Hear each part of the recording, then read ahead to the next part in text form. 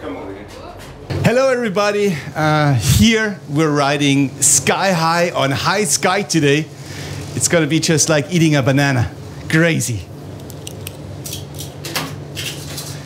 I'm here with Per. I think we nailed it. Yeah, I think we did pretty good. I'm here with Per and Adam, obviously from Royal Republic. We're gonna talk about the new record. And we're here in Munich on a big ferry wheel. No, it's not a ferry wheel, it's a sightseeing wheel. That's something different, and I think once we're through with the good questions and with the important questions, there's going to be some sight. Because right now there's nothing. So how are you guys doing? How are you feeling? Everything okay? Yeah, it's been a long weekend. We had our first ever release party this weekend. Like 4 albums in, first release party.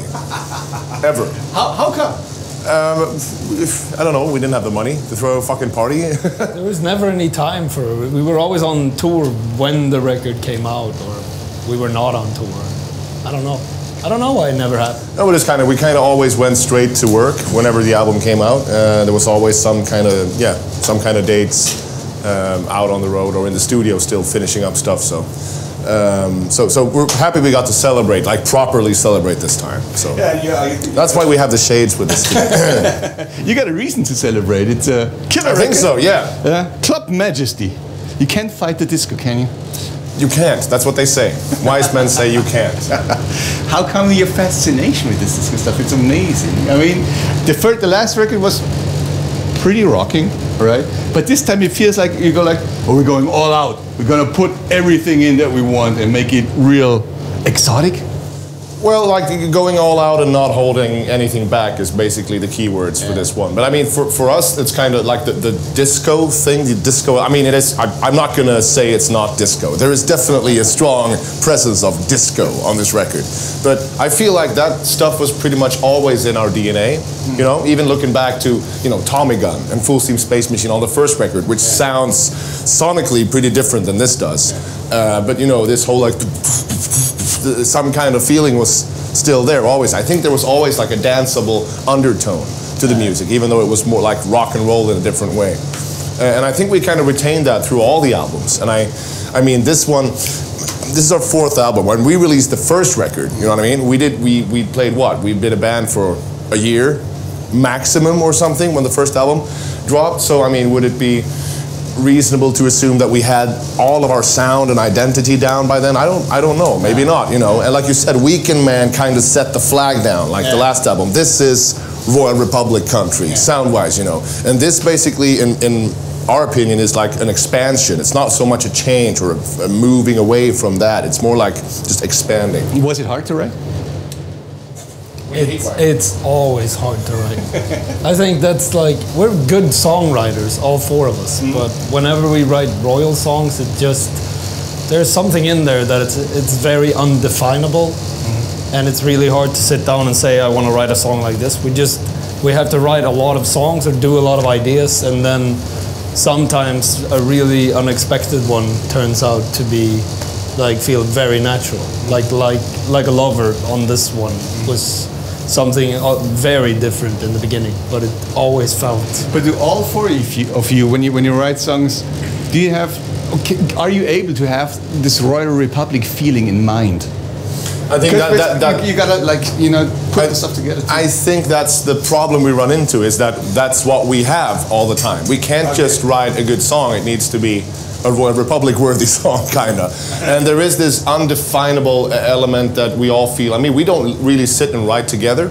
It's usually like, I sit at my place, Pat at his studio, and then we send each other demos, and we react to each other's demos, or we don't react, and if you don't get a reaction, they don't like it. And no, but it's like, I used to think there was something wrong with the way we wrote songs, because it was always such a fucking struggle. Like it's such an emotional roller coaster. Like you feel like Superman one day, and then like a fucking, I'm never gonna write anything good again. And we fight. We never fight as much as we do when we're in the studio or when we're writing, because we really want the same thing, and it always somehow turns out great in the end, but just making records is fucking terrible. But I wouldn't change it. I wouldn't change the way we do it, because I think there is something to it that kind of plays off each other and works in the end. It's like a pregnancy, a terrible fucking pregnancy. 9 months, and then you end up with like a beautiful baby. Like this. A nice way of saying A flat baby. A piece of fucking plastic. You know, I was wondering if Anna-Lee is somewhere around, but she's not here today. No, she's not. Where is she? Who is she? Where is she? Why? We don't know. Come on. It's a big love story. We lost her in Prague. We just wanted to write a song with a girl's name, like Toto always did. Yeah, Africa is a beautiful girl's name. Yeah, it is. Hold the Line is also a good girl's name. There's one song on there. I mean, obviously, it's really bold, and I think it takes a lot of courage to go out and say, like, I'm a fireman and dancer. Yeah. Because I would be neither. Right. No? That's fine. Who got the idea to that song? I think Fireman and Dancer was like the catalyst for the rest of the songs. Okay. Kinda. It was one of the first songs we finalized for this record. Much like on the last record, it was When I See You Dance With Another was the first song that came out. And then once you have that, like, okay, this is the road, and then we just have to keep rolling down that road and we'll find the rest of the stuff. Fireman was that for this album. And I think we have like 100 versions or something of that song saved on my computer. With like, 50 variations of riffs, like digga-ding, ding-ding, digga-ding, ding, digga-ding, and then like one that goes di-di-di-di, di-di-di-di-di, and every variation in between, and then we have different lyrics and different shapes. And I can't remember what the words were in the beginning for the chorus, like, rah, rah, rah. But then Hannes was doing his gibberish thing. We were just standing up, playing the song, and just make noise and see what comes out. And that's sometimes how we nail it. So we just said something like, I was like, what was that? That sounded good. What was that? I don't know. Fireman and dancer? Okay. Right. Makes sense. Or it doesn't have to make sense. Yeah. It's great. There's another song on there, which I think lyric-wise, it's pretty honest and pretty, actually not rough, but damn open. It's Fortune Favors the Bold. Man, that's a hate song, isn't it? Yeah, it is a hate song. Did you write the lyrics? Yeah. Turn to the drummer for that one. Some of it. But, and that was a team effort, wasn't it? yeah. It was an idea that was around for a weekend man as well. I think it says basically, I hate this business. Yeah, somebody hates this business. I'm not saying I do. I'm just saying, We hate the rules. I think that's what it's saying. We really dislike all this. You have to do rock and roll a certain way, and if you do it another way, then the purists are gonna be pissed off. And we hate DJs as well because certain I hate the radio. certain things. I was like, if you turn the guitars up like this, they will never play it. No, but it is a struggle. I mean, it is a struggle. It's like you're very much like confined within these barriers of stuff, and especially like with radio. You worked for the radio station once, and now it's what? I still do. Oh, this is your last gig. You're done. No, but it is like you need to fit this format, but also you need to be outside the box. That's what they keep telling you. You need to stick out from everything, but you can't go outside this box here, see? Because then we can't play it. And we struggle with that so much on Weekend Man. We came to the States, and their like main radio promoter on the active rock thing was like, you guys I love your band, like amazing songs are really, really cool. Thing is, it doesn't really sound like anything we have in America right now. So unfortunately, and we're like, isn't that like the main fucking wish of every band in the world, And that's not even what we went for. It was just like, we don't know what we're going for. I have no idea what our next record's gonna sound like. Tom, question. Do you mind facing the microphone towards everybody's talking? Oh, okay. Sorry. I thought. Otherwise, it looks like I'm lip syncing. It's like, I hit someone. Let's try to wire it up. We're not even at the top yet. I didn't know that I have to. Yeah. Okay. Yeah, sure. Are we past like the middle line? No. Yes, we are. Yeah, of course we are. Look, see over there. That's the Eiffel Tower. It's our famous, it's a hallmark of Munich, and. For a second I thought we were in Berlin. It looks kind of like with all those construction sites, I know.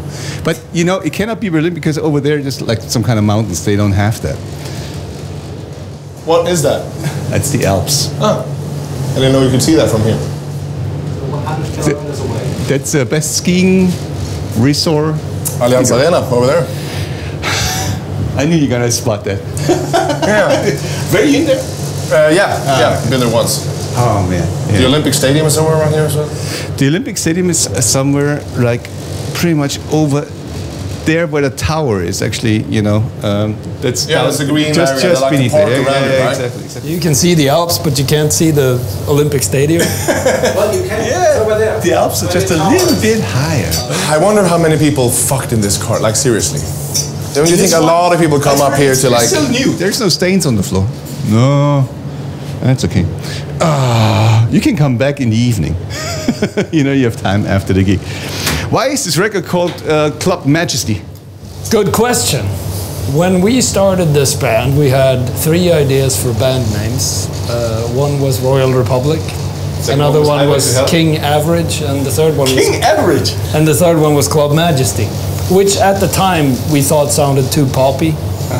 And then now we thought... It's not rock and roll. No, I mean, wait a minute.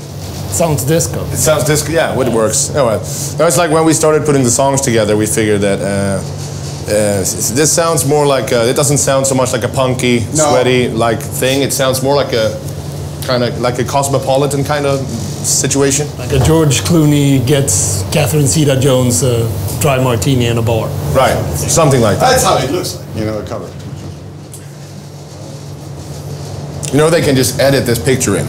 It's cool. Like we can edit this picture. No. It's a great record, but what should it? What is it supposed to do for you guys? I mean, you guys, you keep playing tours. They're getting bigger and bigger, and I think making a record is basically nowadays just you know, another reason to go on tour, because I guess you have to tour in order to make money. But well, we don't. Antenne keeps like spinning the shit out of us, so we're fine. No, but you're right. That is pretty much the reason. Like a reason to go on tour. Thing is, here's the thing. I have no idea how the music... Well, I mean, I have as much of an idea as the next guy about how the music business works. Because the music business, how that works, that changes from week to week and month to month right now. It has been doing so for the last, what, 15, 20 years or something. And I think everybody's trying to kind of play catch up. We're at the top. Same height. Oh, look, they're filming. Sorry, continue. They're waving. Should we all wave to them? Hello. If we all wave creepily for a long time, like the whole way. So that's actually half the interview now. Oh, okay. Yeah, cool. Yeah, well. And we're in the home stretch. No, I think, like I said, I think everything's changing so quickly. How do you measure success? You know what I mean?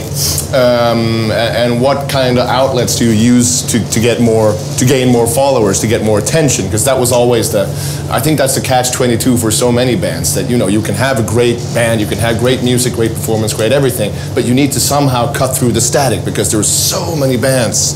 And that was always our thing. And I mean, look at our social media; it's a fucking disaster. Like no, but I mean, we have compared to what we play. You know what I mean? Compared to the tickets we sell when we go out on tour, it's like it doesn't reflect on the social media. We have like what 100,000 followers ish on Facebook or something, and we play 5,000 people in Hamburg. You know now, and we have other bands that have 500,000 followers and they play 50 people around the court. You know what I mean? So it's really, it doesn't add up. Yeah. And I don't know how to kind of make sense of it. We get these emails once in a while like, yeah, you're on this playlist.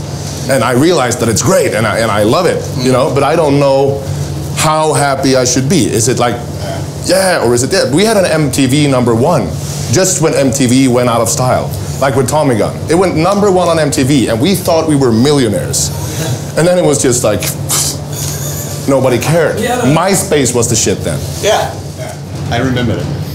We had a song on Billboard top 15, like mainstream rock, like a year ago. But then Billboard turns out doesn't matter that much, at least not the mainstream rock one. Well, not in Europe. No. What does matter? Rockantenne matters. I think selling tickets, having fans come back and to want to see you, and yeah, stuff like we do tonight. It really feels good to just play a small show for fans. All right. You guys dressed up in new suits and ties, I guess, according to the record. Yeah. The videos and everything. Yeah, we like to kind of try different shit out. We'll see how long this lasts. We get bored easily. Okay. But we're building kind of a solid collection of different jackets now. So we're thinking about actually doing like a fan voting for every night. Like, you know, so it's your pick, kind of silver, gold, red, purple, you know. Well, you have to carry a lot of cases around. Yeah, we can do that. We have like a ever-growing crew. They need to work out. Jacket manager. Yeah. You, as a drummer, you don't need to wear a jacket, do you? I do. Which is terrible. But this one is actually better than the last one, because the last one was this big biker jacket, and you can't really move in it, and it doesn't really breathe at all. And I just felt like Arnold Schwarzenegger. Like, yeah. So this is better. So you guys, apart from the very special show that you're going to play tonight, you're going to be back on tour. It's going to be, I think, in 2020, right? Beginning of 2020. Or is it going to be in Munich? Yeah. Yeah, we're back in Munich in December. It's right? in December. Yeah. All right. At the end of the year. Thank you, Terry. What can we expect? Dungeons, Dragons, fireworks. We want to know it all. Fireworks? Can you pay for the fireworks? Fireworks are expensive. Like, really. Like, just loud bangs, maybe. No? I don't know. I mean, we're going to be playing mostly like the shit list, like the bad songs we wrote, probably, and like, jackets covered with what? What's the word? Maggots. Maggots. Yeah.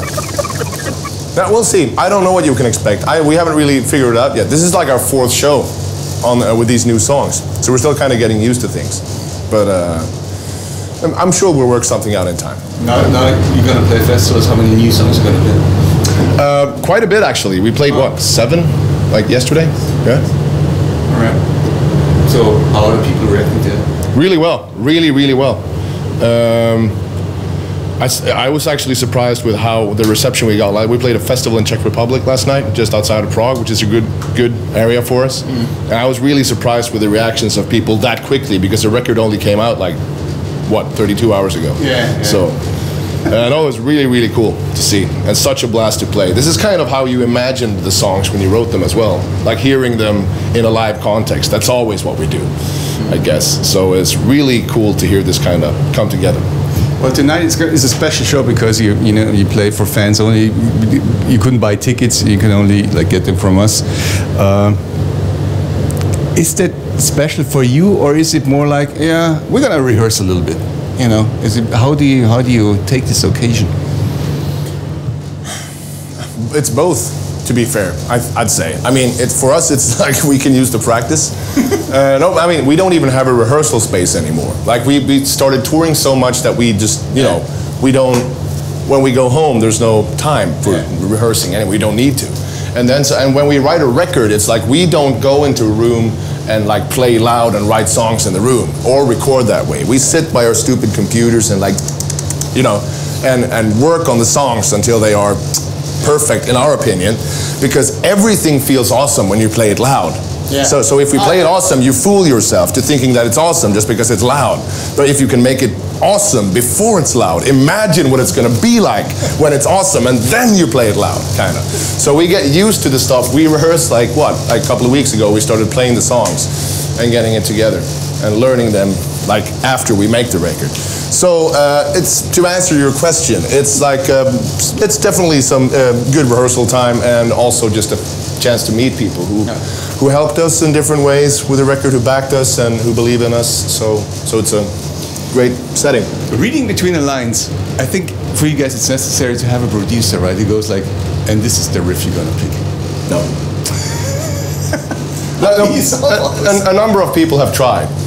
I think we're a very strong-minded band in that we've tried working with people, different kind of people. We have a couple of people that we get along great with, and then who does what kind of thing. It's like the edges are kind of blurry in the studio when you're working. Like who produces what, who decides this and that. Ultimately, we're the band. It's our music. It's our record, and the producer is great to just kind of keep us from each other's throats, like, because sometimes like me and Per will have an argument and someone can just step in and say, you know, what you're saying is completely justified and you like also have your points, but looking at it from like this perspective, and then we get new blah blah blah thoughts, and sometimes he wins and sometimes we just run him over.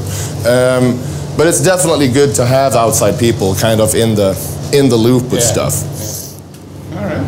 I have almost no more questions. I have one. Oh, great. Then it's another 20 minutes.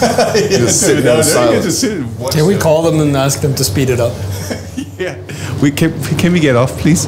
But there is one thing that's not meant offensive, but you guys in your music. Wait till it comes. Okay. Wait till it comes. You guys in your music is always young and fresh.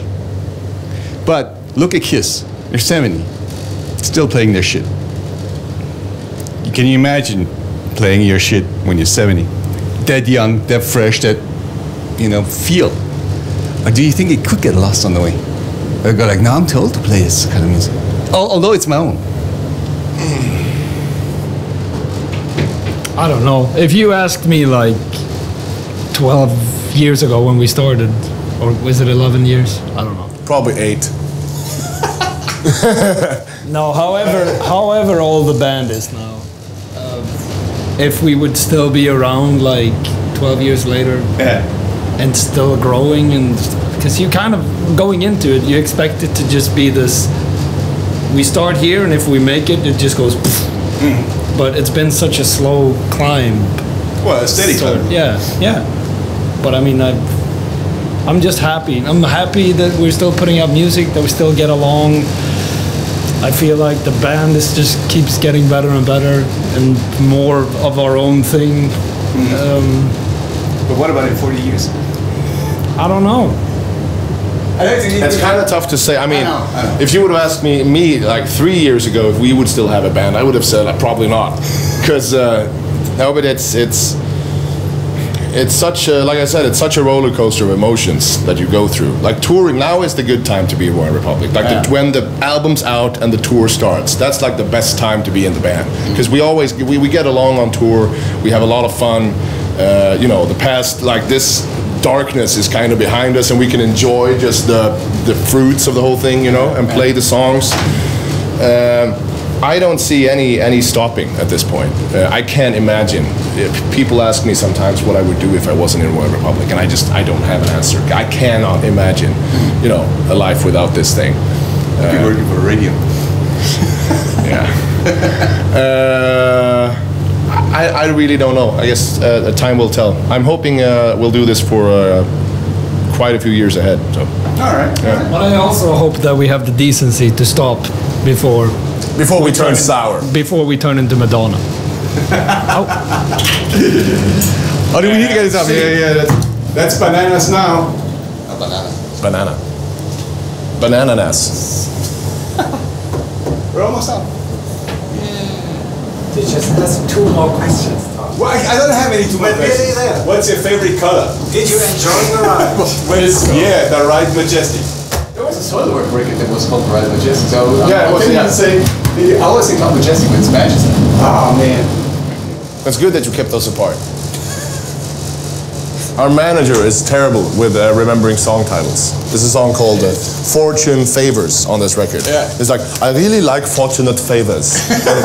and Club Majestic. And he said Club Majestic a bunch of times. And he says like lovers. Yeah, like lover. Not like a lover, but like lovers is a great song. Stopping is moving. Disco fighting. Yeah, it's fine. Have you actually listened to this record? 3 times. 3 times? Yes. Which is your, like, what's the worst song on the record? The worst song on the record is kind of hard. I think the slow song. Like a Lover? Annalie? No, Annalise it's gonna be a next single probably we got there. I tell you the stuff that I like Fortune Favors. Of course you do. That's really good. I like Can't Fight the Disco. The Boomerang song is okay. Huh? It's not my favorite. No, mine either. But on the other hand, I'm good with everything. You seem like kind of a trisexual. I always need to listen to stuff like this in the car. So I never put it in the office. I never put in a CD and listen to it because I work. But in the car, you know, I just drive and then I get the feel. And you know, you speed up with this. I was gonna say I can't listen to our stuff in the car anymore. I really speed up like I forget. What's the favorite? What's the best music to drive to? There's an album with a band called the Wallflowers. Oh, really? One headlight. Bringing down the horse. Yeah. One headlight and 6th Avenue Heartache. Yeah. That's a good driving album. Okay. I think anything by the War on Drugs is also pretty steady. Like. Pretty ambient and nice and yeah. Driving at night like Bon Iver is pretty nice. Like, in the darkness. We had a pretty fun drive in LA once. Oh yeah. That was like pretty much the only time we drank and drove. We went to the Rainbow. Yeah. Such a trip up and down. Yeah. No, but it was like vintage hits or something. It was like the perfect soundtrack to. We had a couple of Cuba Libres too many. But we drove, and then like we went on the small roads to get to our house in which we were staying at the time. And it was a really steep uphill thing. And then the top was really thin, like so it just turned like this, like a roll. For 1 second we were flying in our seats. And I was like, I killed us. I just drove off the cliff. And then Well, on that, I think it was on that night we actually wrote "When I See You Dance with Another" when we got back. Under the Stars. Okay. Let's go another lap. One more time. Faster. Yeah, we beer. Can we go out? I think so. Let me. That was our interview with Royal Republic, just by the way. Oh, that's super. Can we come out? Yeah.